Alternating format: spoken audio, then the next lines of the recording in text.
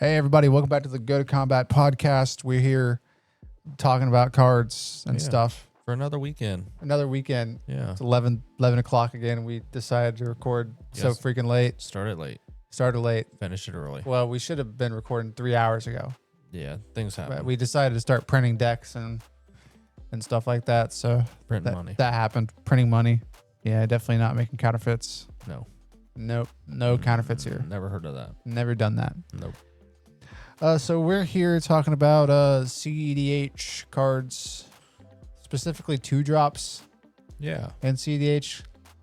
We have another podcast doing 1-drops. It's kind of like casual and cEDH cards, like if they're this or that. We're just gonna stick to cEDH here with this one, because We're going to try it out. why not? We'll see what happens. Yeah. We like ranking stuff. Love to rank things. Love to rank things. Personal favorite. Personal favorite. Yeah, we're gonna be probably doing like 1 to 10 scale. Okay, how good of a 2-drop is this? Okay. We got to rank them relative to the 2-drops. So like a Neoform can't be the best 2-drop because this other thing's pretty good. So we got to rank them relevant of that, not relative of every card in Magic, relative of only 2-drops. Yep, that makes sense to me. Yeah, it makes sense to me. I think we kind of worked that out. Stay within the 2-drop scope. Stay within the two scrap scope. Yep, the scope. 2 scrap scope, dude. Got the scope. The 2 scrap scope. So we might as well just want to get into it. Yeah. Is that a thing we should do? Mm-hmm. Well, before we actually get into it, leave a like and subscribe if you're here. And if you're on Spotify, follow and leave a 5-star review. 5-star review. 5. And check us out on Patreon. We don't post there, but maybe we will if we get people over there. I don't know. Yeah, I'll put more effort in on it. Maybe. If you give us $1. A little bit of effort. A little bit of effort. Yeah. I'll draw you a pretty picture. He'll draw you a pretty picture. Can't confirm. Can't confirm. Can confirm. Can confirm. I can't confirm. Can't confirm that, but yes. Can confirm. Okay. Can confirm. All right. So first card we have here is Archivist of Ogma. This is 1 and a white. Creature, halfling, cleric, flash. Whenever an opponent searches their library, you gain a life and draw a card. So I've used this card to great effect in my cEDH games. Yeah. In my Arden Tana deck, which is a stacks build. It's great.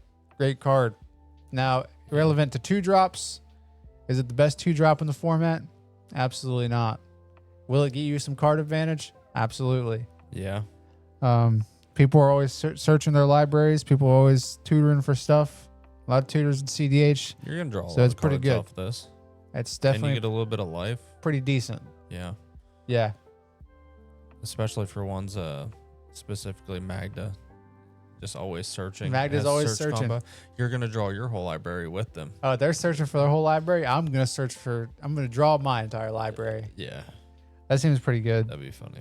It was very funny. Now, relevant to 2-drops though, like, is this better than a Draneth Magistrate? No, probably not. Right.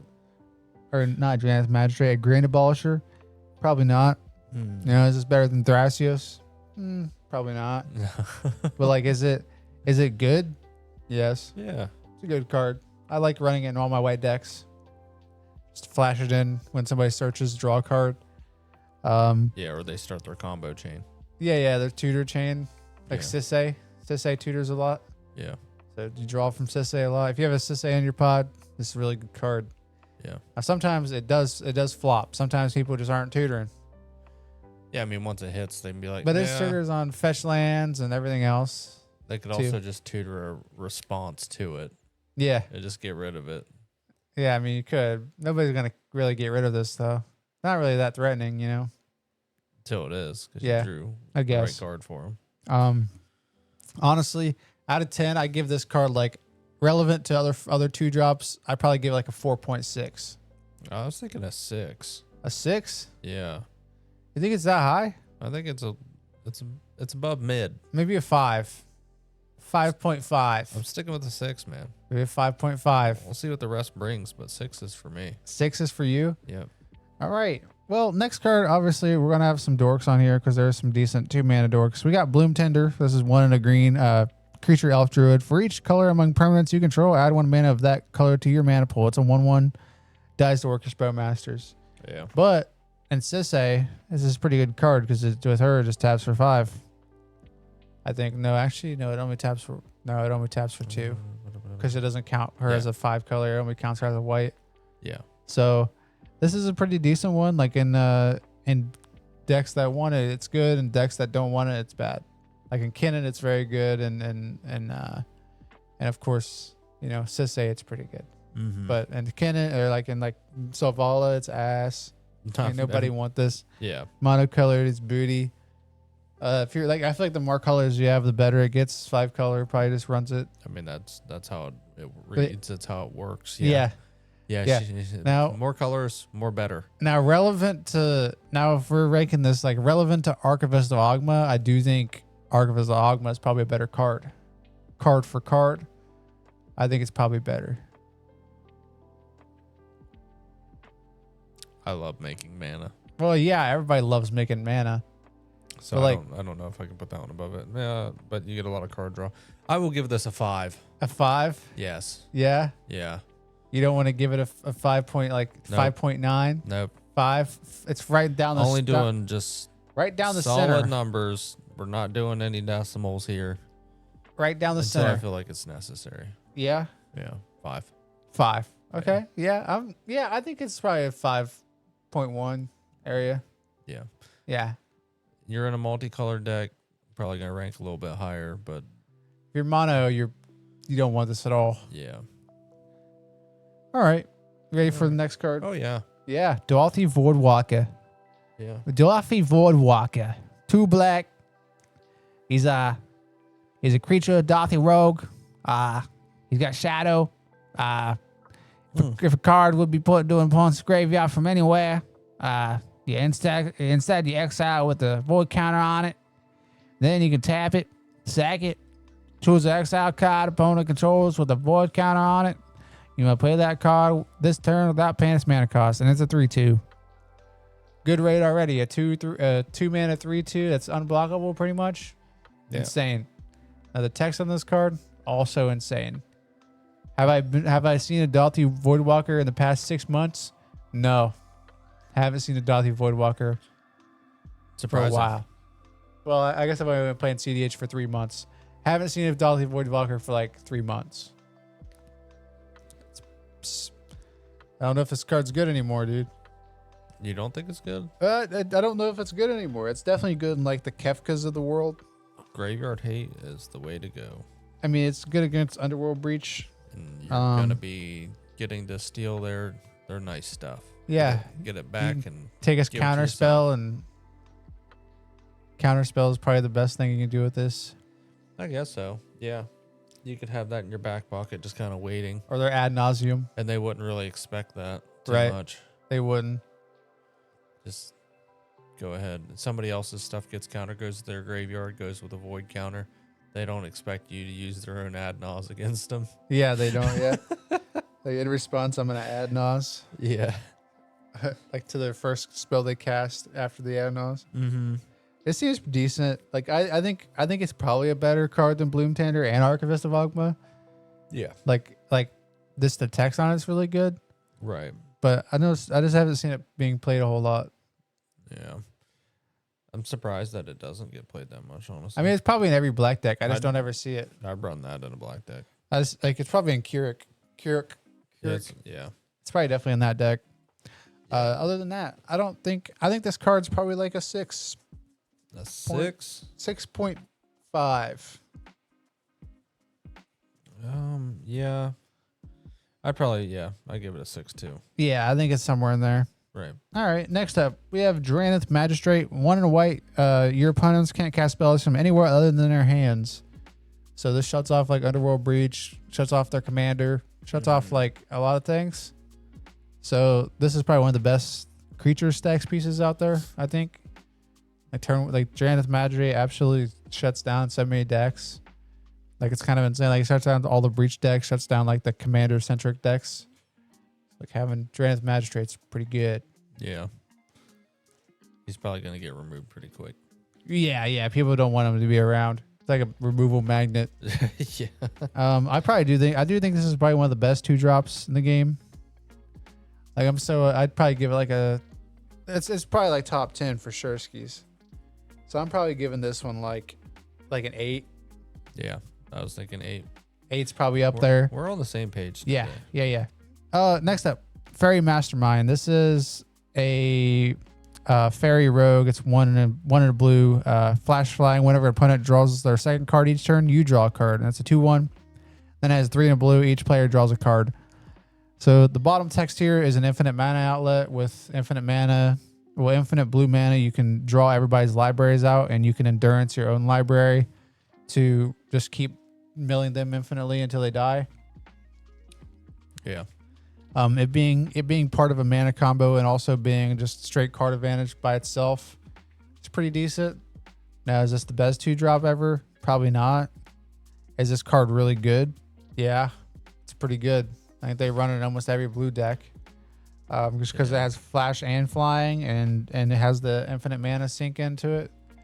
So that's also pretty good. Yeah, I just don't like the idea of having everybody draw their stuff. Oh, it doesn't matter though, because you're also drawing, so you'll have all the counter magic. Yeah. As well. You'll need it because they're going to as well. Yeah, well, if they try to counter something, if you have infinite mana, you just put another activation on the stack. On it. Yeah. So it doesn't matter. You just keep activating over top of anything they try to do. It literally doesn't matter. Unless I have a split second, it doesn't matter. Yeah. It's like an auto wire or something. So this one, I think this one is definitely up there. I think this one's like a 7.5 for me. It's just under Dranith. It's like not the best, but it's also better than every other card we've talked about. In my opinion, just having 2 different things that it's really good at. So that's kind of what I'm sticking with this. Yeah. I mean, I don't know. The it has flash, which is nice, flying. It's also just a Timna beater if you're playing Timna. Yeah. Yeah, the only thing that the mana sink is the only thing that's really great about it, in my opinion. I don't really care about drawing the extra card. Yeah, you do though. Not that much. And cEDH you do. Like you want the it's so people draw their second card so often since there's so many Rhystic Studies and Mystic Remoras. Well, you think about it, if there's 3 Rhystic Studies out there, and each player casts 2 spells and lets them draw, you can potentially draw 4 cards a turn. Whenever an opponent draws their second card each turn. So if somebody has a Rhystic Study on one opponent's turn and that player casts 2 spells and doesn't pay, you get to draw a card from that Rhystic Study. And then if the next turn, if somebody does the same thing, like you get to draw, you can potentially draw 3 each turn. Okay. And so you can potentially draw 12 a turn cycle. That would be ridiculous. It'd be pretty ridiculous. Yeah, it'd be really hard to pull it off, but it has probably like people have probably drawn 6 off this in a turn cycle before. Like, I don't think that's unlikely with all the mystics and like Rhystics floating around. And it's like the big old Consecrated Sphinx. Yeah. It automatically procs this. So what are you thinking? What are you thinking on this one? I'll give it an 8. You talked me into it. I think it's a 7.5, but you can call it an 8. Yeah. All right. We're doing full numbers here. Next one, Gilded Drake, 1 in a blue, flying, comes into play. Exchange control of Gilded Drake for target creature one of your opponent's controls, or sacrifice Gilded Drake to 3/3. This is a classic human warrior, apparently, according to you in that one podcast where we tried to guess what the card was. You called it like a human. It was really funny. Tis a human. It was really, yeah. It is a human. It's actually a summon Drake. Yeah, true. Now this is I think this has actually gone down in popularity as of recent, as of forever, I guess. Mainly because we just have clones now. Just clone the thing. Yeah. You give them it's funny you're taking their stuff though. Yeah, it's really funny. I also like taking their stuff. Yeah. Yeah. That's like one of my favorite things. Well, like my first standard deck was like Aminatu. Yeah. And just taking their things and just swapping them around was my jam. Yeah. Standard? Yeah. What do you mean commander? Commander deck. Like my Yeah. First commander deck. Non-competitive. Commander deck. Yeah. Yeah. 6. Yeah, it's a 6. It's pretty low for me. All right. Next up, Grand Abolisher. This is 2 white. During your turn, your opponents can't cast spells, activate abilities of artifacts, creatures, or enchantments, and that's a 2/2. So this card is probably, again, one of the best pieces to play in a white deck. Like, it's pretty good. Like, Voice of Victory is also up there, which is pretty much the same thing, but just without the double white. It also creates tokens. I don't know why it's on this list. I kind of put them in the same thing. Like, they're both really good. Like, I'd probably go as far to say these are like 8.1s, 8.2s, as far as like scaling goes. Yeah. For this. I'd say it's a 9 just because you're just fully shutting down anybody's ability to interact with you. Yeah, you just win. Like, right? If you're slamming this, you probably just win on your turn. Yeah. But yeah, I mean, that's pretty much it. That's all I got to say about Grand Abolisher. Other than that, it's kind of just a boring card. Just slow the gameplay down a little bit. Yeah. Watch me on play. your turn, we win. On my turn, I win if I have Grand Abolisher. Yeah. Pretty much. All right, next card. This is Kinnan Bonder Prodigy. This is a Simic. It says whenever you tap a non-land permanent, you may you add a mana of any type that permanent produced. You pay 5 in a Simic. Look at the top 5 and put any non-human creature card from among them onto the battlefield. Put the rest of the bottom of your library in any random order. It's a 2/2. It's probably one of the best 2 drops ever printed. Like, every Simic deck, that's one big mana runs Kinnan. Pretty much. Yeah. It's like automatically I'm like, all right, this is like the best one. It's probably a 9. Like, it's not quite the best. There is better cards, right? Yeah. But I'm very high on Kinnan because it's probably one of the best Simic commanders there ever is. And there's also just decks that are built around Kinnan. Like, Rogthras is pretty close to being just like a Kinnan dot deck. So yeah, I think I have to give Kinnan really high here, like a 9. Like, a 9's pretty. That's pretty fair. It's pretty fair. 9's pretty fair, yeah. Yeah. Yeah, because you get to search through your whole library too and find. If you have infinite mana. Yeah. Yeah. Which.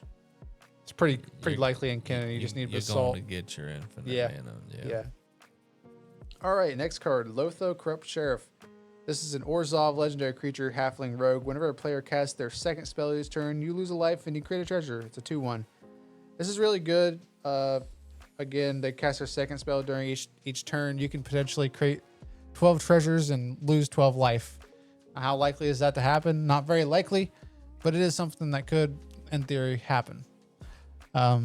Lotho's probably one of the better Orzhov cards we've gotten printed ever, I think. Like, one of the best Orzhov value engines. As far as value engines in Orzhov go. Yeah, could you imagine just somebody killing you off with this card? It'd feel bad. Like, killing you? Yeah. They just kept casting their second spell? Yeah. Well, it'd have to be each turn, and then they'd be able to hit you for like 4. But you get 4 treasures, and if you can't win with 4 treasures, you probably just suck. Your deck sucks. Yeah.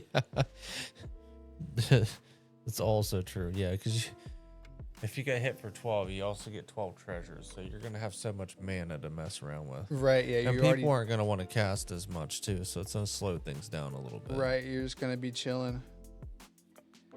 Yeah, I think this is a pretty decent one. This is probably like a 7 for me. This is down the middle range. 7 in the middle of like 5 and 10. And it's 6. 6? Yep. I rounded down to a 6.5. It's got to be. All right, next card, Orcish Bowmasters, 1 in a black. 10. 10. It's already been said. It's probably one of the best 2 drops in the game. Yeah, it destroys a lot of people's stuff. It's touched down so many popular strategies. Mm-hmm. Maybe I can be generous and give it a 9.9, but I think this is the most 10 out of 10 2 drop there is. Yeah, it's pretty Orcish great. Bowmasters just touched down so many strategies. Like, if you don't know what it does, why you're even here, you probably don't know what cEDH is. Orcish Bow. I'm not going to read it because Orcish Bowmasters, we already know what it is. So Yeah, he's got a bow. He does what he does. He pings. So 10 there. Next up, we have Phantasmal Image, or just any 2-mana clone that can clone something at 2 mana. Yeah. Clones are really good. Clones are good in Kinnan. Clones are good in like decks that like Tivit. Pretty much every blue deck has a couple clones in it. Yeah. I think. Other than that, I don't really have much to say about this specific clone. Like if I was talking about like a Mockingbird, which isn't a 2-drop, I could actually say stuff, but like I don't really know about this card. It's a phantasmal image. That's what it is. It can be anything, and if it gets targeted, it gets blown up. Yeah, it's at least got to be a 9 or a 10 because you can make it a copy of the Orcish Bowmaster. No, it's not that high. You don't think? I think it's at least a 9. Well, it can be any card, right? But Yeah. it's probably like an 8. I think it's a 9. It could be a 9. Let's do like a solid You can 8.5. copy anything you want. All right. Next up, Thassa's Oracle. 2 blue. If you cast Demonic Consultation, ETB, win the game. Standalone by itself, this card is booty cheeks. Like if you just read the card, straight booty cheeks. You think? But yes, like it just ETBs and you get a scry 2. Sucks. That's so great. This sucks really bad. Yeah, it's not great. Yeah. But if you have like a mana, what am I saying? If you got the blue mana pips, If you got the blue mana pips, you're gonna win. you're gonna win. Yeah, Yeah,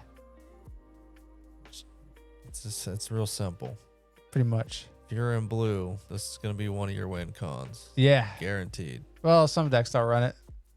Kennen doesn't really run it. Doesn't need to. No. Infinite mana, no No. matter. Yeah, this is a win con in a lot of blue. Yeah.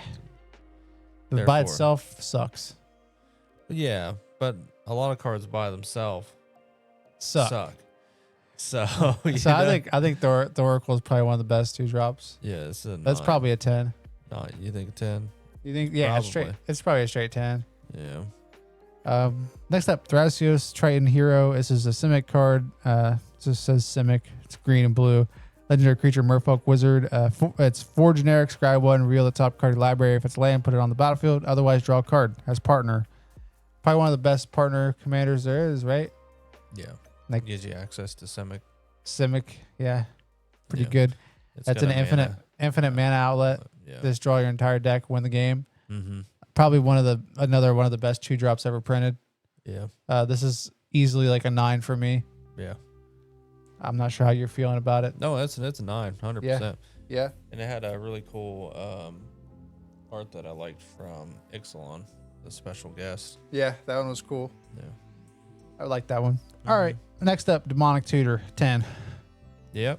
Got to. That's all I'm got to say about that Search one. it, put it in your hand, Search it, put it in your hand, win game. Yeah. It's pretty simple Yeah. most of the time.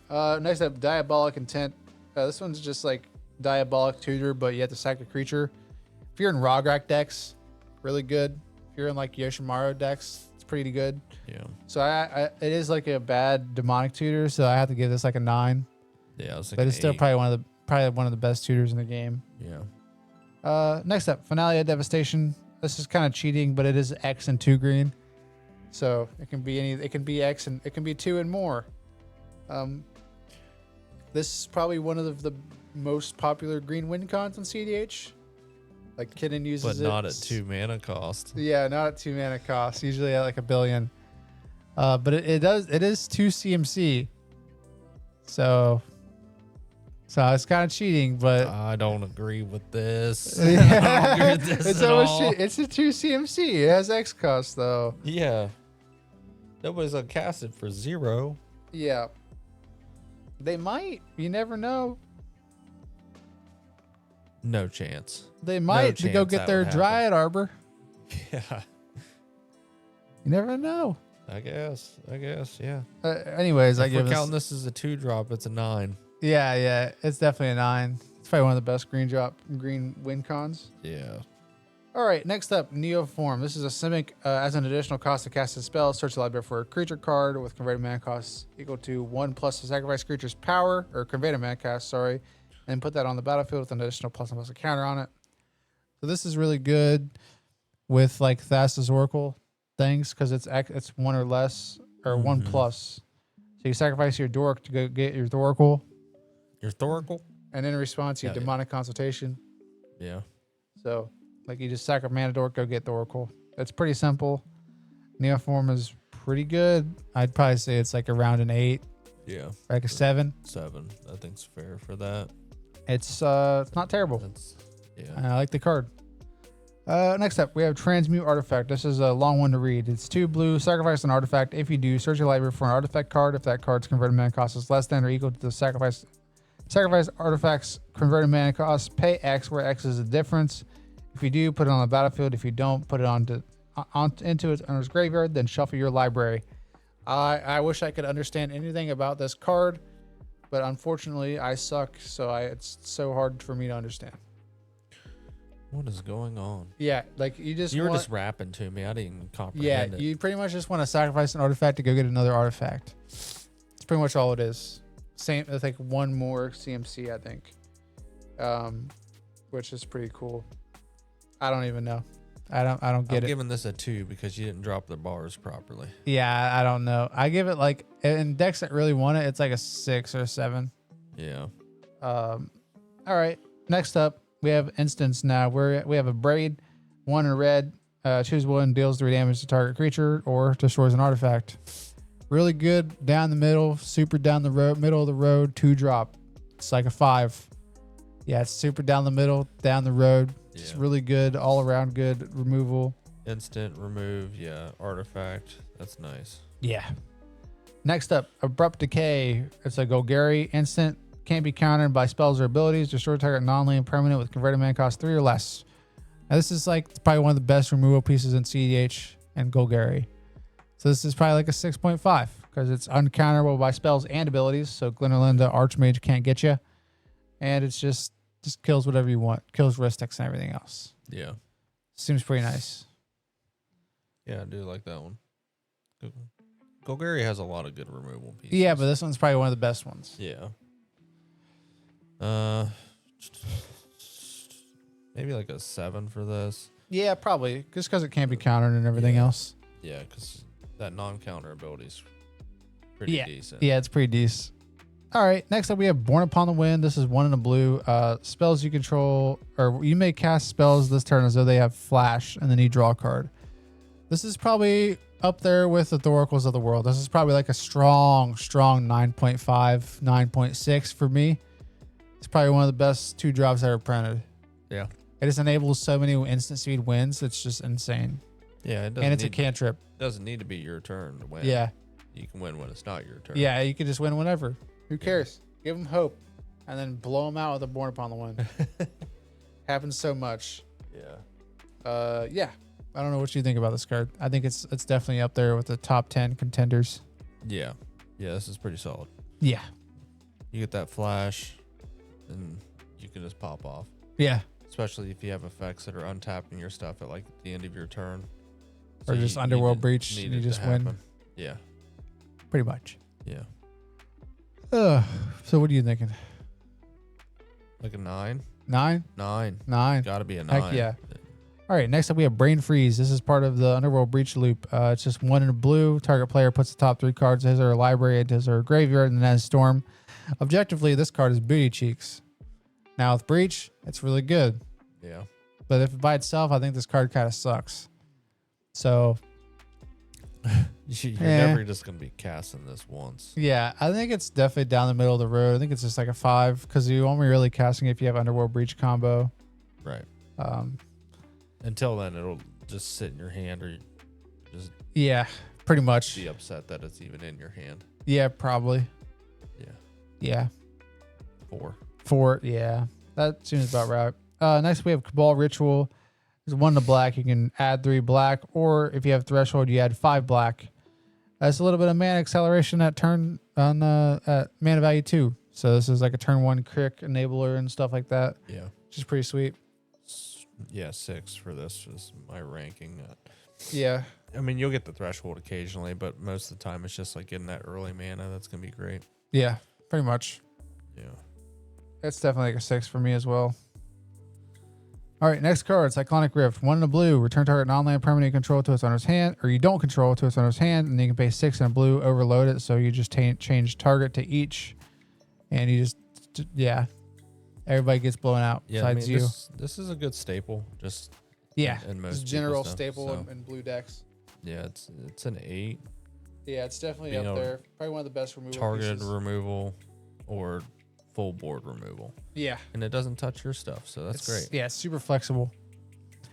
Yeah, I give this like an 8.2 maybe. Yeah. All right, next card, Tainted Pact. Exile the top card of your library. You may put that card into your hand unless it has the same name as another card. Exile this way, or repeat that process until you put a card into your hand. You may exile 2 cards with the same name, whichever comes first. Yeah, so it's 1 and a black for that. This is just famously a Thassa's Oracle combo. 10? 9. You're giving it a 9? Yeah. You really like Tainted Pact? Yeah, it's pretty funny. It's just a combo with Thassa's Oracle. Yeah. Yeah. You just remove your library pretty much. You just remove your library and win game. Yeah. Or you can do it in response to somebody trying to win and you trying to just go get your counter spell or whatever. Yeah. Yeah. Yeah, I'm giving this like an 8.5 probably. Yeah. Not like super great, but it's also not like terrible by itself. Yeah. Search for something or just Win search game. for nothing Yeah. and win game. Yeah, pretty much.